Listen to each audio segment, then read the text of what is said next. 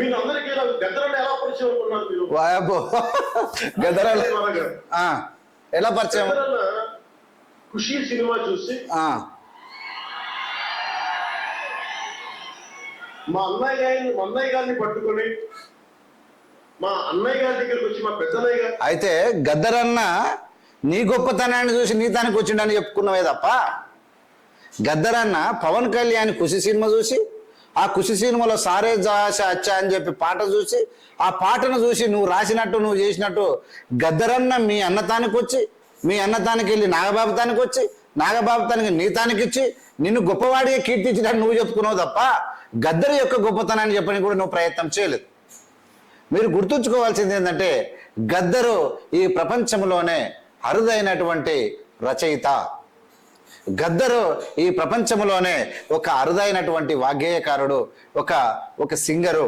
అంటే సింగర్ అంటే సినిమాల కోసమో ఇన్కమ్ కోసమే కాదు, తన పాట పాడితే 10 మంది బతుకులు మాడతాయి అనుకుంటే, తన పాట పాడితే 100 మంది నరనరాన ఇలా ఎంతో మంది అంటే మూడుబారిన జీవితాలకు, ఎంతో మంది కష్టంలో ఉన్నప్పుడు కష్టాలతో కూడుకున్నటువంటి బరువైన జీవితాలకు కూడా ఒక హల్కగా అయ్యేటువంటి విధానాన్ని తన పాటల ద్వారా తన రచనల ద్వారా కోట్లాది మందిని ప్రభావితం చేయగలిగి తను మీటింగ్ పెడితే ఇలా నీ మీటింగ్కు కార్లు ఉన్నాయి, ఏసీ కార్లు ఉన్నాయి, డబ్బులు ఇస్తే అందులో పెట్రోల్ పోస్తే ఏసీలలో ఆటలు ఆడుకుంటూ రావచ్చు.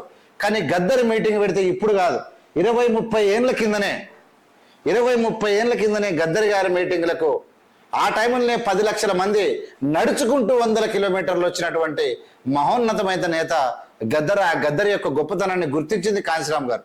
గద్దరు తలుసుకుంటే ఆయన విప్లవవాదం ప్రజల నుంచి బయటికి వచ్చి పొలిటీషియన్గా మారితే తెలుగు రాష్ట్రాలకే ఇలా అద్భుతమైనటువంటి ముఖ్యమంత్రి అయ్యేవారు గద్దరు అని చెప్పినటువంటి కాంశీరామ్ గారు ఉన్నటువంటి సిద్ధాంతం. గద్దరు మీద కాల్పుడు జరిగితే సుమారు 11 దేశాల్లో నిరసనలు జరిగినాయి. అంత పవర్ఫుల్ అయినటువంటి గద్దర్ను నీ దగ్గరికి వచ్చి నీ సారే జాచ పాటలు మెచ్చుకున్నారని చెప్పినావు తప్ప గద్దర్ అన్న మహానుభావుడు ఖచ్చితంగా ఆయన యొక్క పాటలు, ఆయన రచన సమాజాన్ని మేల్కొలిపినటువంటి తీరు, గద్దర్ గొప్పతనం గురించి నువ్వు మాట్లాడలేకపోయావన్నా. ఇది నాకు కొంచెం డ్రాబ్యాక్ అనిపిస్తా ఉన్నది. నీకేమనిపిస్తుందో నాకు తెలియదు.